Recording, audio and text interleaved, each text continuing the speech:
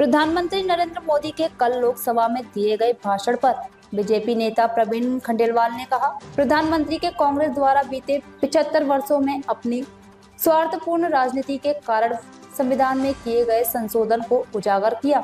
मुझे विश्वास है कि प्रधानमंत्री द्वारा प्रस्तुत 11 संकल्प विकसित भारत का रोड मैप है। कांग्रेस सांसद प्रियंका गांधी वाड्रा द्वारा भाषण की आलोचना पर उन्होंने कहा, प्रियंका गांधी और कांग्रेस के सभी नेता हताश होकर निराश हैं। जब वह कहती हैं कि वह इसे समझ नहीं सकी, तो इसमें आश्चर्य की बात नहीं है, क्योंकि जब तक बात राष्ट्र से जुड़ी होती है तो कांग्रेस और उनके नेता इसे नहीं समझते।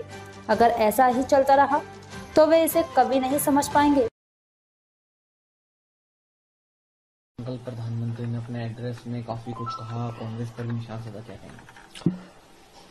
प्रधानमंत्री जी ने जब से संविधान बना तब से लेकर के अब तक की 75 साल की इस यात्रा में कांग्रेस ने अपने राजनीतिक स्वार्थों के कारण से जितनी बार संविधान में संशोधन किए, उसका खुलासा पूरे देश के सामने रखा है।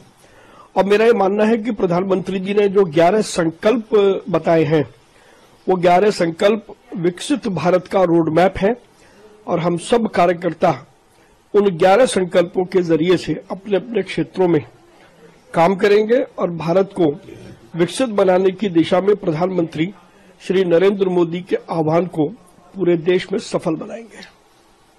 प्रियंका गांधी ने संबोधन की कड़े शब्दों में आलोचना की है। उन्होंने कहा कि कुछ भी नया नहीं था उनके भाषण में। उनके भाषण ने मेरे को पूरे तरीके से बोर करा। उन्होंने 11 प्रोमिसेस की लेकिन बात की, लेकिन वो कैसे उन्हें पूरा करेंगे। जीरो टॉलरेंस की बात करते, लेकिन अडानी के ऊपर बात नहीं करते। अब प्रियंका गांधी जी या कांग्रेस के जितने भी लोग हैं, ये पूरे देश में हताश है, निराश है। और जब वो कहती हैं कि मुझे समझ में नहीं आया, तो इसमें कोई आश्चर्य की बात नहीं है,